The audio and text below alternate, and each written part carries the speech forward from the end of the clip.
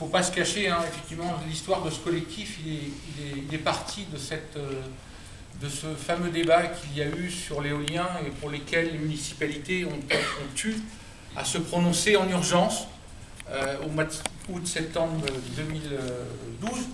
Et donc, effectivement, il y a eu une espèce d'urgence à se prononcer, et donc on a ouvert le parapluie relativement facilement, et notamment avec des élus qui sont un peu montés au créneau, qui, avec des arguments, que ce soit sur le patrimoine, sur l'aspect prix d'immobilier, etc., donc on fait un petit peu peur aux populations. Derrière ça, il y a eu des pétitions qui se sont engagées contre l'éolien, souvent avec, je dirais, des arguments un petit peu erronés. Donc c'est quelque chose qui nous a paru important de revenir à un débat plus serein. Donc on a essayé justement, et on va essayer dans notre vie, alors je ne sais pas si ça durera 10 ans, on espère bien que ça durera peut-être moins longtemps si la transition est bien prise en charge par les collectivités. Eh bien on tâchera effectivement de peser un petit peu dans le débat.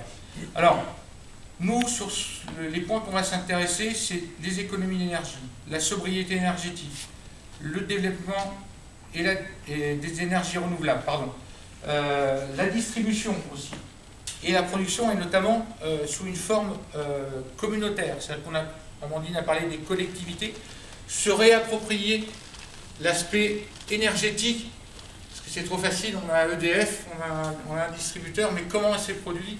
Et dans notre introduction à la conférence, on avait parlé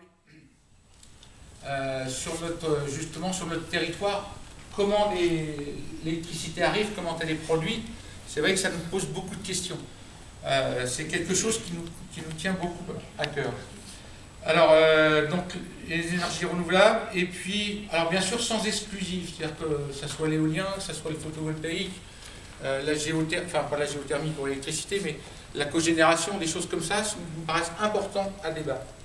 Donc c'est un point où on va essayer de se cantonner. Donc à la fois pour les maisons individuelles et aussi pour les collectivités. Les bâtiments, on est ici dans un collège, c'est quelque chose d'important. Monsieur Schmitt, malheureusement, il a fêté son anniversaire. On a fêté les 10 ans sans lui. Donc c'est vrai que EDF, il y a un partenariat du collège avec EDF. Bon, je ne sais pas ce qu'il y a derrière, mais c'est vrai que bon, il y a quand même effectivement une approche assez intéressante.